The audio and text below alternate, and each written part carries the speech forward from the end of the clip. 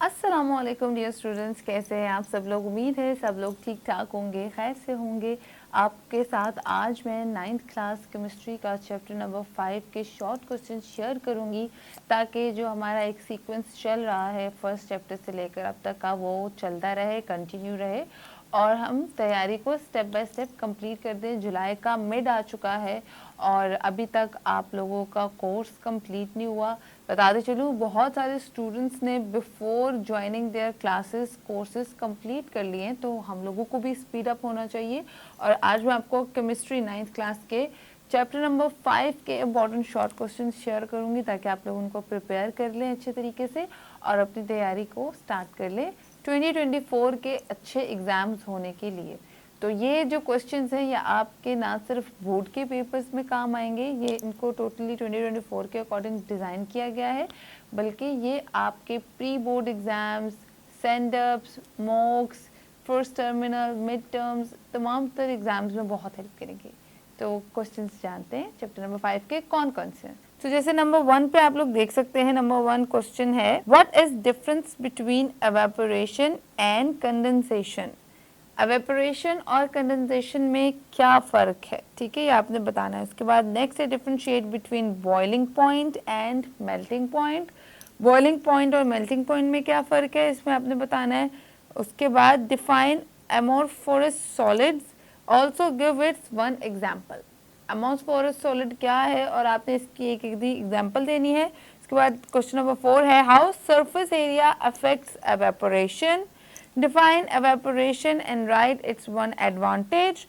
उसके बाद नेक्स्ट है, what density of gases increasing on cooling। कौन सी डेंसिटी ऐसी होती है जो कूलिंग के टाइम पे गैस ऐसा होती है कि कूलिंग के टाइम पे इंक्रीज हो जाता है। हालांकि गैस जो है नॉर्मली हीट के टाइम इंक्रीज होनी चाहिए, बट ये एक ऐसी गैस है, वो कौन सी है जो कि कूलिंग के टाइम इंक्रीज होती है, आपने बताना है। नंबर 7 पे है, Which principle is used in working of pressure cooker। उसके बाद है, what is transition temperature, explain it with one example। Differentiate between vapor pressure and condensation। Differentiate between diffusion, effusion of gases।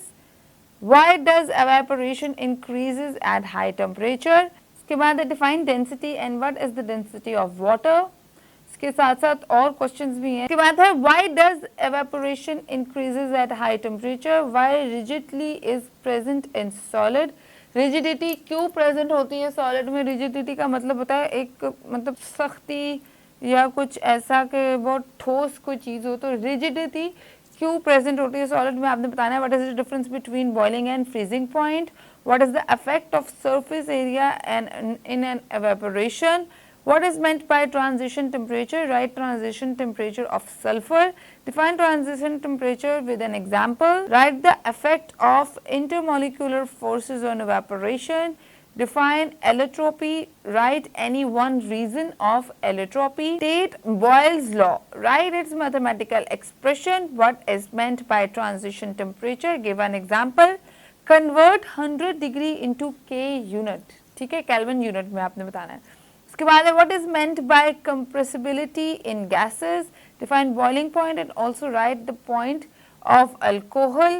Convert 37 degree of Fahrenheit scale temperature। के बाद कुछ important definitions हैं, वो कौन कौन सी आप लोग स्क्रीन पे देख सकते हैं, जैसे कि स्टेट बॉयल्स लॉ है, Charles law, atmospheric solid, standard atmospheric pressure, dynamic equilibrium, evaporation, effusion of gases या गैस, या फिर एलोट्रोपी। ये डेफिनेशंस हैं जो आप लोगों ने देखनी है लाजमी। तो ये कुछ इंपॉर्टेंट क्वेश्चंस थे। आई होप ये वीडियो आप लोगों के लिए यूजफुल साबित हो। थम्स अप करना मत भूलिएगा। इस वीडियो को जो है वो शेयर भी कर दें, ताकि तमाम तर दोस्तों तक और फेलोज तक भी ये क्वेश्चंस इंपॉर्टेंट पहुंच सके। इंशाल्लाह 2024 के पेपर्स की जो तैयारी है हम बहुत ही एडवांस लेवल पे कर लेंगे। हमारा पेपर जो एंड का टाइम होगा वो बहुत अच्छा गुजरेगा। मुझे दें इजाज़त, अपना ख्याल रखिएगा।